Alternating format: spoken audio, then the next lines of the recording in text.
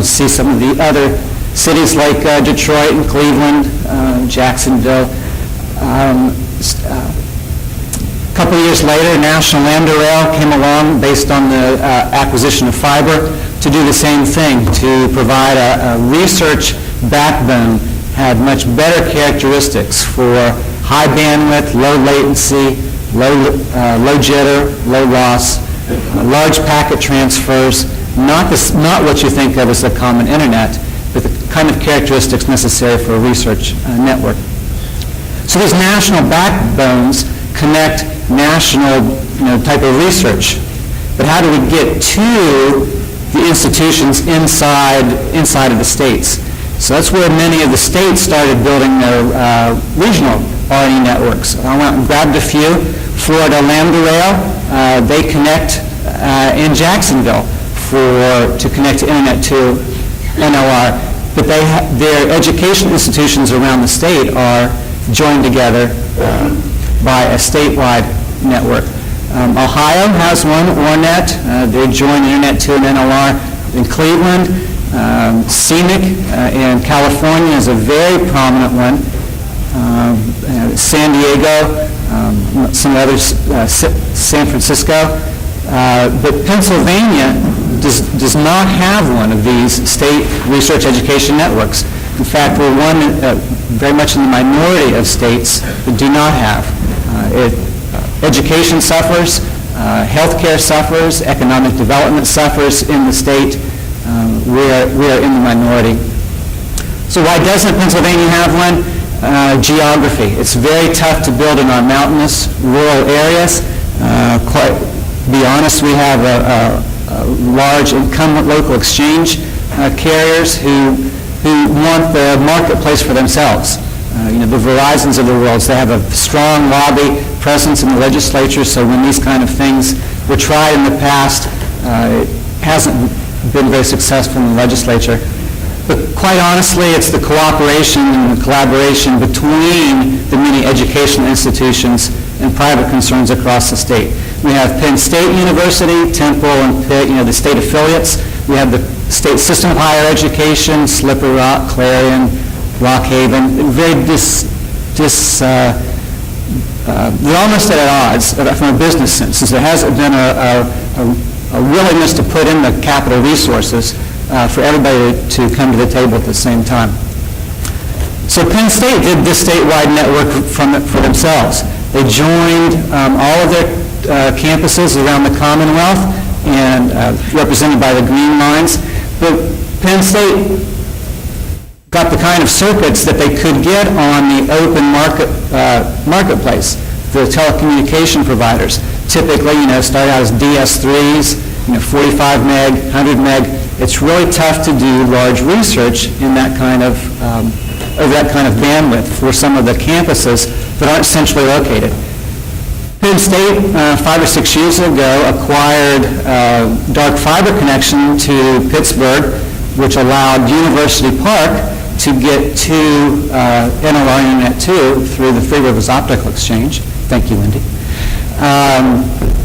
That's what that red line is. So Penn State did this for themselves, but it's the characteristics of the circuits, the DS3s and the 100 meg circuits to the campuses still weren't what was needed.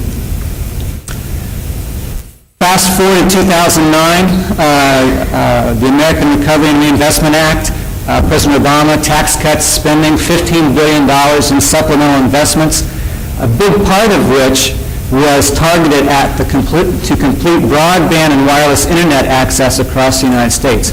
It's broken up into two different groups administered by the Department of Commerce and the Department of Agriculture. And so those groups I was talking about, Pittsburgh, University of Pittsburgh and Temple and Carnegie Mellon and Penn State, said this is an opportunity to do something that we haven't been able to do in the past. If we all came together, submitted a proposal for a statewide research education network, we could use the capital funding that's available, would be available from the Stimulus Act. So we put a proposal in that tied all of those institutions together. There are 69 institutions of higher education, K-12, and some medical institutions around the state. We put in a proposal that was received funding from the NTIA to tie all these community anchor institutions together. This is a middle mile network, high bandwidth, high capacity, that ties the institutions together. We're not a last mile provider. We don't go out to people's homes. We don't go further than what this middle mile connectivity provides. The proposal requested what was the federal stimulus funding piece, which was the $99.6 million. We received that funding, but the grant stipulated that this would only fund 80% of your budget. So the other 20% in matching funds is made up from member institutions, in-kind matching, private partnership that we have funded. So $29 million in cash and matching funds, $99.6 million is coming from the federal government for this $128 million project. The proposal is for 48 strands of dark fiber. 48 strands is a phenomenal amount of capacity tying all those institutions together. The fiber will be owned by Kimber, not leased from a third party. Over 1,600 miles of fiber will be constructed among the 69 institutions. We have a long-term agreement with the construction partner that's going to do this for us. Sustainability is a big part of what we're about. As I said, the nodes, we have 13 optical regeneration nodes. That's where the services will be delivered, and 56 service distribution access nodes. Basically, easy places to get onto and off of the network. Service nodes are designed for redundancy, resiliency, backup power from the institutions hosting those node sites. There'll be dual building entrances to those facilities. There are racks provisioned for co-locating some of our other member institutions. We want service from this. Excuse me. So we're going to be offering 1 gig and 10 gig services. Access nodes, there are no electronics envisioned right now, but it's an easy place to make those fiber connections to get on net with the network. The service nodes, you see there's commercial institutions listed, the university locations that are also hosting those sites. Some of those node sites are Penn State universities. Commercial institutions, switching data in Philadelphia, Allegheny Center Mall in Pittsburgh. Go back to the earlier part of my talk. That's where Internet 2 and NLR are currently. So the node sites that are on this network, by staying on this member-owned, member-controlled RNE network, will have access to connectivity for Internet 2 and NLR.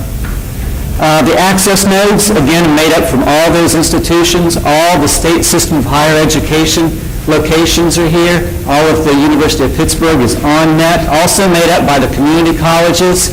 There's a high school, University of Pennsylvania, all of Penn State's locations, Drexel, Temple, some other healthcare providers will be on the network.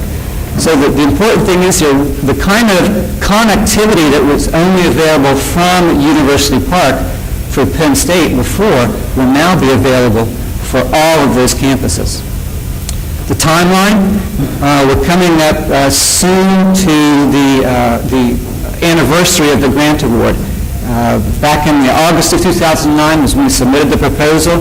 February of 2010, we received the grant. We've been working for almost a year doing engineering, pre-design work, environmental assessment for the route that this is being built on. The federal government is very picky about crossing wetlands and tribal areas and endangered species. So we had to go through a very lengthy process for the 1,600-mile build to make sure that those weren't impacted.